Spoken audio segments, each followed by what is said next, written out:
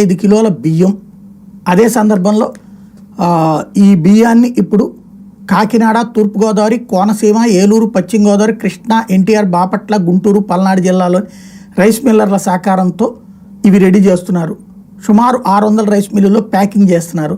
275 లారీల్లో నింపి విజయవాడకి తరలించారు.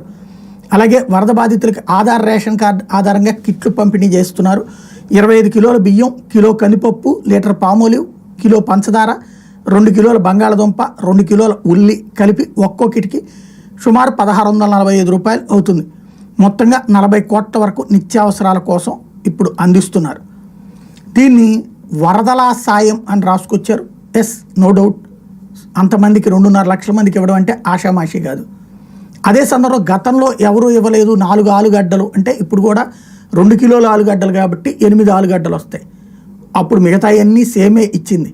కాకపోతే పరిహారం పరంగా చూస్తే వరద ముంపు నుంచి వెళ్ళే వాళ్ళకి 2000, 3000 రూపాయల సాయం చేస్తారు. ఇప్పుడు 10,000 సాయం చేస్తున్నారు. అది గ్రేట్ అనమాట.